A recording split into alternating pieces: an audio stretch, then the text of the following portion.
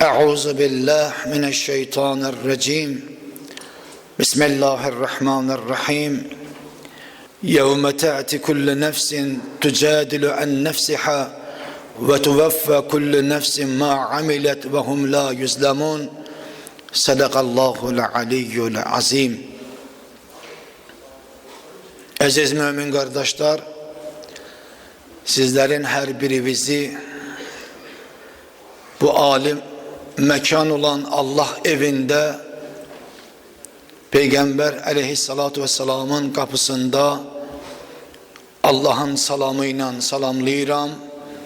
Esselamu aleyküm ve rahmetullah ve berekatuh. Cuma günü müminlerin bir yere yığışan bir günüdür. Mübarek bir gündür, azametli bir gündür. Bütün Müslümanlar eşk ehli Allah evine tələsərlər namaz için, Allah kelamların eşitme için. İlahi bu cümenin savabın bizim için kıyamet gününde nimet karar vergine.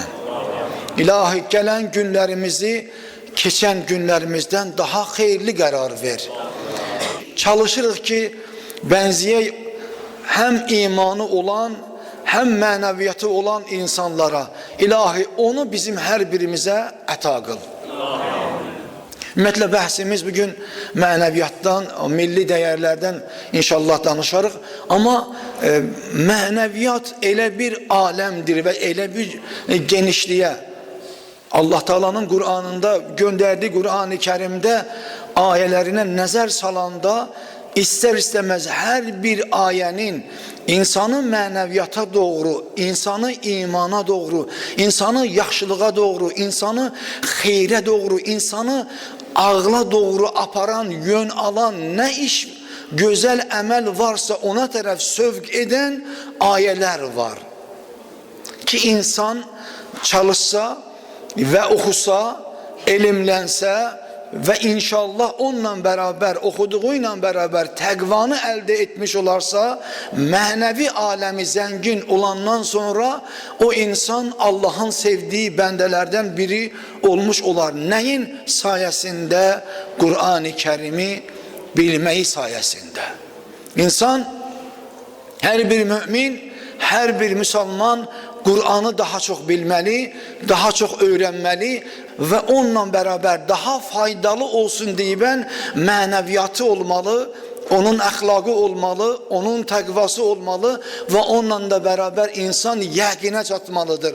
Ve ondan sonra olur Allah Teala'nın en sevdiği bendelerinden biri. İlahi bizi o cür olan bendelerden karar ver. Muhammed ve Ali Muhammed salavat zikrediyor.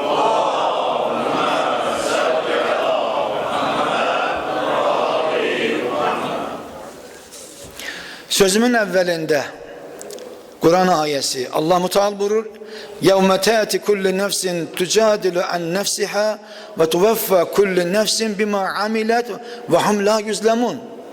Diyor yevme, o gün, kıyamet günü peygamber insanlar gelecekler, ne formada gelecekler? Her bir şahs mübahise ve özünü müdafi eden kadar, hem mübahise eder hem de ki özünü müdafi eden kimi gelecektir kıyamet gününe.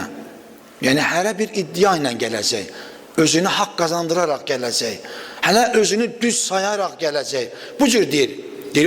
O gün her bir insan bu cür gelecek. Mübahise ve özünü müdafi eden kadar gelecek dir. Ma amilet ve hum la yuzlamun dir. Ve tuvaffa kullu nefsin ma amilet. Allah Teala buyurur ki her bir kese ettiğine uygun mükafat kamil surette veriler. Her bir kese ettiğine uygun, emeline uygun, kamil bir şekilde, naqis bir şekilde değil, kamil bir şekilde verilecek. İnsan fikirleşmelidir ki her bir insan, Allah Teala buyurur bu ayede, her bir insan kıyametin gününde kalkacak ve gelecek ki iddia ile gelecek. mübahisə ilə gələcək ki, mən haqqam, mən düzəm. Bu iddia ilə gələcək. Allah Teala da ayənin sonrasında buyurur ki, Allah Teala, ya Peyğəmbər, çatdır insanlara hər birinin mükafatın verəcək. Nəyinə görə? Etdiyi əməlinə görə verəcək. Deyir ki, bəs mən haqqam, mən düzəm, bu iddia ilə qiyamət gününə gəlir. Deyir ki, Allah Teala hər bir insanın etdiyi əməli zay etməz. Və ona verdiyi mükafat nə olacaq? Əməlinə görə olacaq, əməlimə görə olacaq. İnsan bundan nəticə çıxartmalıdır ki, mənim əməlim nədirsə, onun müqabilində Allah Teala mənə mükafat verəcək. Çox insanlar bizə Qur'anı oxuyandan sonra bu cür deyirlər. Deyir, niyə illah ki, Allah Teala insanları özünə cəlb etmək üçün onları cəhənnəm odu ilə qorxudaraq özünə tərəf çəkir. Niyə? Baxın, zamanında Musa'nın yanında kim vardı? Firon, düzdürmü? Ona ne etmeliydi Firon'un əməllərinə görə? Ona mükafat vermeliydi mi? Ki Firon, gələ bu etdiyin işlərə görə və ki Allah iddiasındasan və bütün insanları azğınlığa aparırsan, sənə mükafat verim. Allah Teala bu cür deməliydi Quran-ı Kerimdə. Bu cür deyəndə Allah Teala Firon'un o zülmünə qarşı Musa aleyhisselama haqsızlıq etmirdi mi görəsən? Görəsən Allah, insanlar ki o cür fikirləşirlər və Firon kimi insanlara Allah Teala nə etmir deməlidir Quran-ı Kerimdə? Mükafat gözləyir sizi, sizə cənnətlərimi verəcəm. Bəs onda Musa aleyhisselamın haqqı nə oldu? Bəs onda estağfirullah Allah Teala'nın ədaləti hara getdi? Necə oldu Allah Teala'nın ədaləti? Deməli Firon kimi məluna Quran ayəsinin o cür cərgədə olan insanlara Allah Teala'nın Quran-ı Kerimdə gətirdiyi ayə ki, onlar həqiqətən də üzü quyulu cəhənnəmə düşəcəklər. Yaxud baxın, Əbu Cəhlin haqqı verilməsə, Muhammed el-Mustafa ruhuna Allahümme salli ala Muhammed və ala Muhammed Həzreti Peyğəmbərə haqsızlıq olmadı mı onda? Heç ədalətdəndir ki, Əbu Cəhlə mükafat verilsin, amma Həzreti Peyğəmbərin haqqına tapdalansın. Allah Teala'nın bu ədaləti var mı? İnsan bunu sual verməlidir. Və yaxud da ki, gələk Kərbəlaya. Yezidə biz, Ubeydullah İbn Ziyada, Şimr İbn Zülcövşənə biz Allah Teala deyim, haqq versin, onları bəzəsin sözləri ilə, onlara cənnət müjdəsi versin, amma İmam Hüseynin bəs haqqı harda qaldı? Heç onda bu iş ədalətdən olardı mı? Və yaxud da ki, Həzreti Əmir el-Möminin haqqı o zamanki insanların qabağında Əli aleyhisselamın etdiyi bütün müharibələrdə və yaxud da ki, müharibədən sonra Peyğəmbər aleyhissalatu vesselamdan sonra o həyatında apardığı və ona qarşı haqsız olanların Allah Teala cəzasını verməzmi? Allah Müteala buyurur, hər bir kəsin bir zərrə qədər yaxşı iş görmüşsə, onun cəzasını verəcək. Hər bir kəsin də zərrə qədər bir pis işi olmuşsa, onun da cəzasını, mükafatını verəcəyik. Bu peyğəmbərlərin hamısına və siz insanlara, bizim hər birimizə şamildir. Tərəf tutanda insan haqqın yanında olmalıdır. İnsan namaz və ibadətdə var ikən nahaqqın yanında qərar tutmamalıdır. Niye? Çünkü bütün alem bilir ki Hazreti Peygamber ve onun yanında olan Ehl-i Beyt'in İslam için ettiği bütün emeller Allah istediğidir. Ondan başka bir şey değil. Ve bütün İslam kitapları bunun hakkında yazırlar.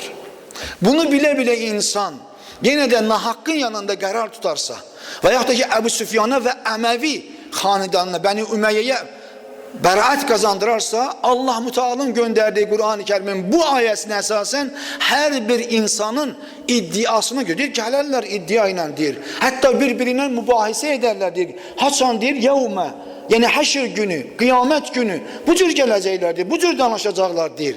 Ama deyir ki Allah, ya Peygamber onlara deyinən Allah Teala onların ellədiklərin heç birin zay etmez. Ve her birinin mükafatın danıştığına göre değil, ettiği Əməlinə görə verəcək. İlahi Pərverdigarı aləm bizim də əməllərimizin dürüst və düzgün olması üçün, bütün dünya müsəlmanlarının bir-birinə mehriban olması üçün və qiyamət günündə və həşr günündə, hesab günündə xəcalətli qalmamağımız üçün bizim hər birimizə imanı, mənəviyyatı və ixlası nəsib qərar verginin. Muhammed və Ali Muhammed salavat zikr eləyək.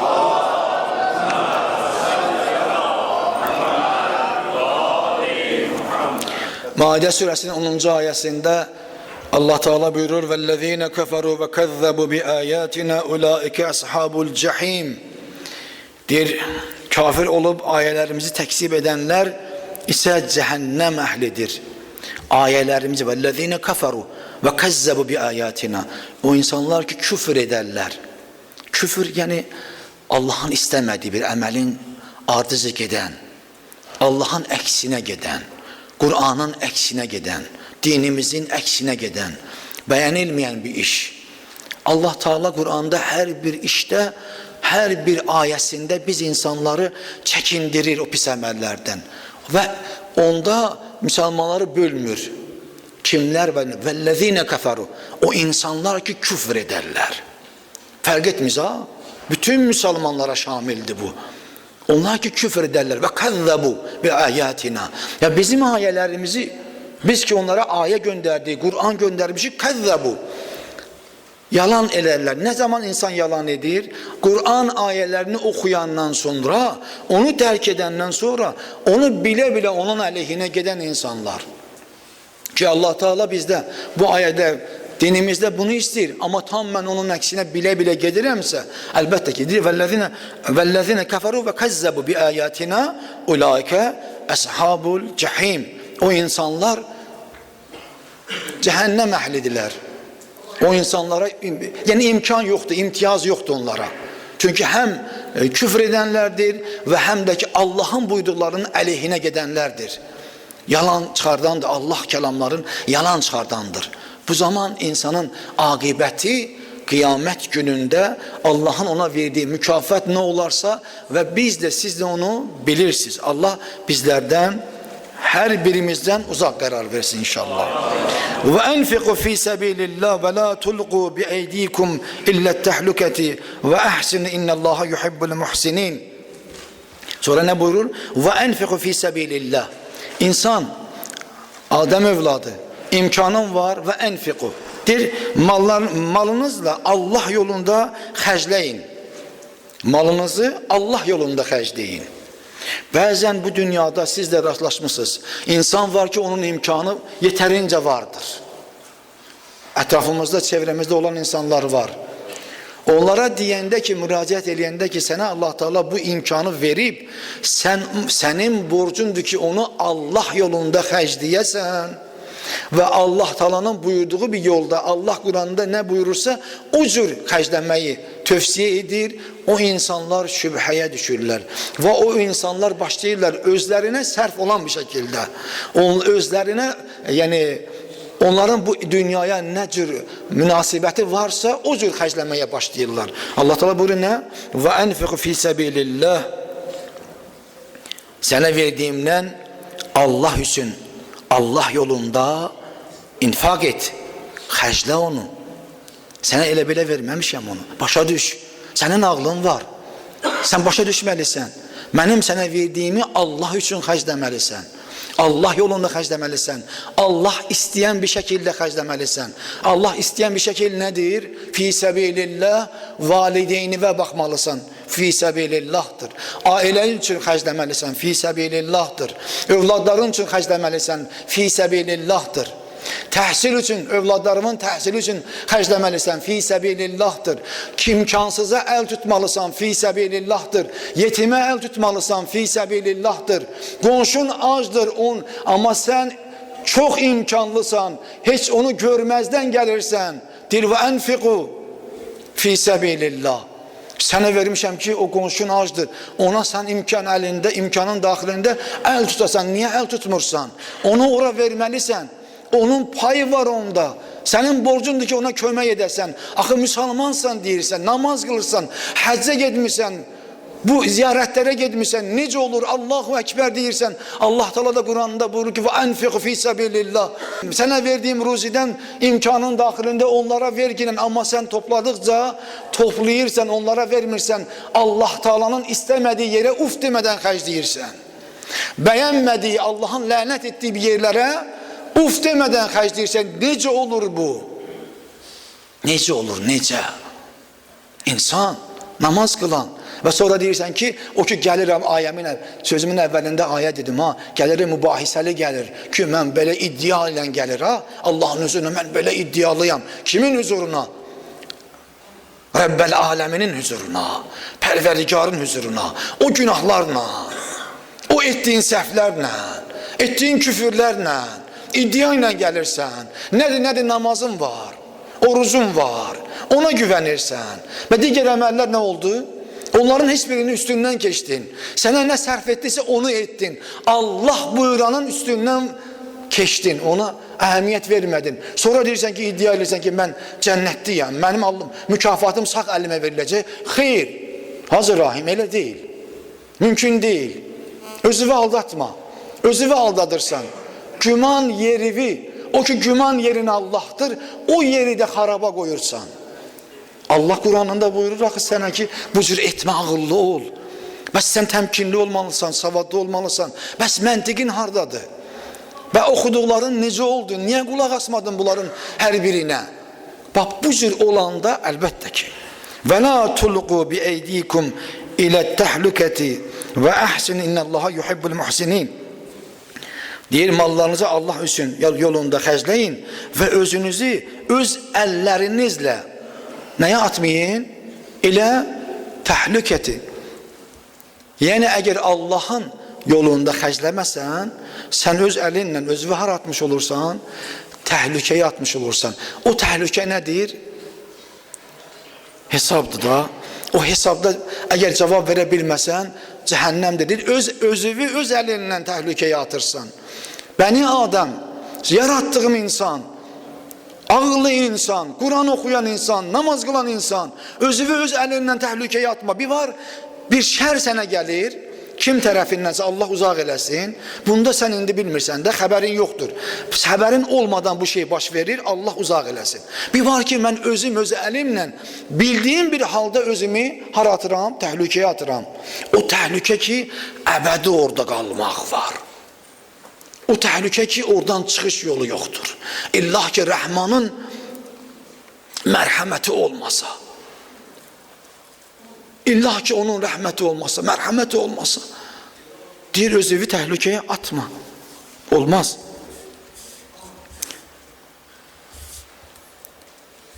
İnnəllaha yuhibbul muhsinin. Allah Teala deyir, yuhib istəyir, sevir. Kimləri? Muhsinin. Yaxşı iş görən insanları, yaxşı iş sahiblərini sevir. O insanlar ki, yaxşı iş görürlər, Allah da onu sevir. Mənəviyyatı olanı Allah sevir. Əxlaqı olanı Allah sevir. İxlası olanı Allah sevir. Mərhəməti olanı Allah sevir. İnsanlığı olanı Allah sevir. Böyüksü tanıyanı Allah sevir. Valideynə olan hörməti eden insanın Allah sevir o insanı. Ailesini koruyan təhlükədən Allah bu cür insanları sevir. Övladlarını, nəvələrini koruyan insanı Allah sevir bu cür insanı. İslam qeyrətini çəkən, dinin qeyrətini çəkən, mənəviyyatın qeyrətini çəkən, namusun qeyrətini çəkən Allah Teala sevir bu cür insanları. Sevir, məhəbbəti var. Bunları insan dərk eləyərsə və bunlarla beraber addımlayarsa, nə xoş o insanın halına. İnsan daha çok kamilleşmeye doğru, ağla doğru, insanlığa doğru, mərifətə doğru, hayatı dərk eləyərək qiyamət evində əbədi olan bu fani dünyanı koyup əbədi olan bir dünyaya baxışın göstərəcək ki, ilahi pərverdigarı aləm. Xanım Fatimə-i Zəhranın haqqı var. Haqqı var, haqqı. Ona kim əziyyət edibsə, qiyamətin günündə onun hesabını Allah verəcək. Əmir el-Müminin hakkı var Müslümanların üzerinde. Kim onun aleyhine gelipse, çünkü hak olan peygamber ne deyir? Her ne əli deyirsə hak deyir. Bunu mən demirəm. Və bu bütün kitablarda var. Və deyir ki, ya Əmmar, hara getsən deyir, cəmiyyət hara getsə, Gördün ki kütlə gedir, cemaat gedir. Amma əli onun tərs tərəfinə gedirsə, sağ tərəfə gedirsə, sən əli ilə ol. Deyir, niyə? Deyir, əli haqlandır, haq da əli iləndir. Əlidir üzünü hansı tərəfə döndərərsə, haq da o tərəfə dönəcək. Yəni bu insan haqdan başqa bir şey bilmir. Yəni nahaqqa gedən deyil. O insan tamamen Allah'ındır. Özünü teslim edip Allah'ına, perverdigarına, ilahisine ki ilahi, ben her halımda sana şükür ederim. Sen Muaviye lanetullah'a da Hazret diyersen, peygambere de, emir el mümin'e de emir diyersen. Nece olabilir? Bəs onların hakkı ne oldu? Göz göre göre sen o tarafa gelirsen, bile bile o tarafa gelirsen, seni o tarafa aparan, vadar eden nedir? Axı sen istəyirsən ki Allahu Ekber deyirsən, Allah'ı hak bilirsən, hak yolda olmak için bu cür değil, bu cür olmak lazımdır. Sana yol koyup Allah Teala Kur'an'ında. Niye gitmirsən o yoluna? Özündən yeni bir iddia ilə gəlirsən. Niye? Sana o ihtiyarı kim verib? Mənə o ihtiyarı kim verib? Kimin hakkı, kimin boynundadırsa kıyamet gününde o haklar onlardan alınacak. Her birimizin hakkı ve əməlimize göre cevapdeh olacak. Allah Teala o günde bizim üzümüzü karar vermesin. Muhammed ve Ali Muhammed salavat zikreliyek.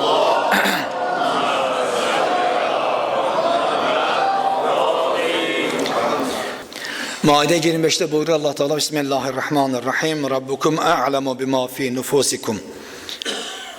Rabbukum a'lemu bima fi nufusikum. Deyir Rabbiniz yüreklerinizde olanı daha yaxşı bilir. Rabbukum, sizin Rabbiniz sizi xəlq eləyən a'lemu, çok bilendir. Bilir bima fi nufusikum, sizin kalbinizden ne geçir.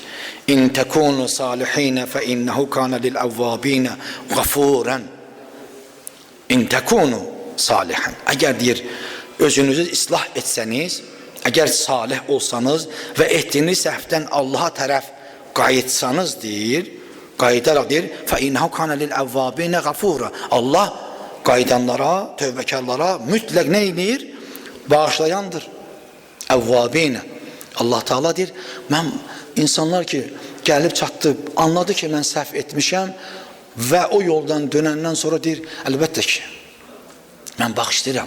Çünki sən ürəklə gəlmisən, əməlin salih gəlmisən mənim huzuruma və eşqlə gəlmisən mənim huzuruma. O eşqi Allah onu bəyənir.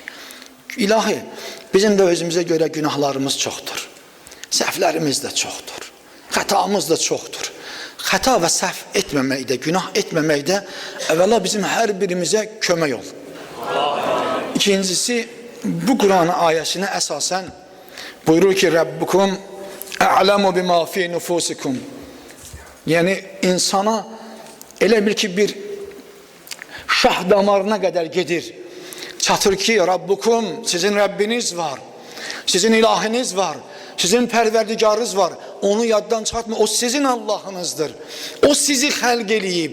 A'lamu, bilir, her şeyden haberdardır. Geybi ve aşikarı, gizlini bilir. Onun için gizlin olan, geyb olan bir şey yoktur. Bima enfusukum, sizin kalplerinizden ne geçir? Hayalınızdan ne geçir? İnsan biraz fikirləşək ki, ilahi perverdigar alem, sen her zaman mənimləsən ki. Her an mənimlənsən ki. Mən elə bilirdim bu qaranlıqda mən təkəm. Bu sözləri dedim. Bu xətanı buraxdım. Bu səhvi etdim. İlahi mən yanlışlığa yol tərəfə getmişdim. Amma Kur'an'ı oxuyandan sonra gördüm ki sən mənim hər tərəfimdə varsan. Sən hər yerdə baqiysən. İlahi elə bir an, elə bir dəqiqə, elə bir saniyə yoxdur ki sənsiz ola o an. Amma mən o az cılız qəlbimlə, ağlımla başa düşmədim, anlamadım səni. Ya Rabbim Allah, sən Kur'an'ında buyurursan ki hər an sənin yanındayam. Ne üçün mənim yanımdadır? Mən xətakar olmayayım. Bilirsiniz ne üçün? Mən günahkar olmayayım. Mən səhvə doğru getməyim. Gedəndə də tez qayıdım, istiğfar edim. Bir daha o qapını açmamaq üçün Rabbimin, əzəmətin, onun varlığın, onun əzəmət sahibi olduğunu bilməli, anlamalı. Onun üçündür. Bilirsən deyir, İn tekunu salihina fe innehu kana lil avvabine gafura. Deyir, əgər deyir, salih olarsansa, və etdiklərinə qarşı, o günahlara qarşı tövbəkar olaraq mənim qapıma gələrsənsə ki, ilahi mən tövbə etdim, məni bağışla. İlahi bir daha bunu etmərəm. İlahi yanımdakı bilmir. İlahi atam da bilmir. Anam da bilmir. Əyalım da bilmir. Övladım da bilmir. İşçilərim də bilmir. Amma sən bilirsən ya Rəbbim. Mən qayıtmışam ki, məni bağışlayasan. Deyir, tövbəkar olaraq qayıtsan, deyir, Allah Teala sevir o insanları. Sevir Allah Teala. Kimləri?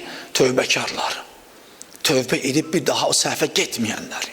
Nə qədər imkan varsa ilahi, Pərverdigar-ı aləm, sənə and verəm cəlal və izzətin xatirinə, o ki mənəvi bir aləm var, ruhani bir aləm var, bu eşq qapısı ki var, o qapı sənin qapındır, ilahi bizi bu qapıdan əli boş geri qaytarma.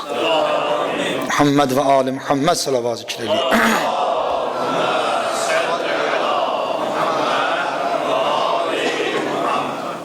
Bəhsimiz mənəviyyatdan gedir və ondan da əlavə mənəvi bir ay gəlir qarşımızdan. O da Rəcəb və Şaban ayıdır. Hər zaman ki Rəcəb və Şabandan danışanda biz çox vaxt sizinlə bərabər danışırıq ki, bu iki ay, istər Rəcəb olsun, istər Şaban olsun, bunlar mübarək Ramazan ayına nədir? Müqəddimə deyirik. Düz? Müqəddimə o zaman olur ki, insanın əxlaqı düzələrsə.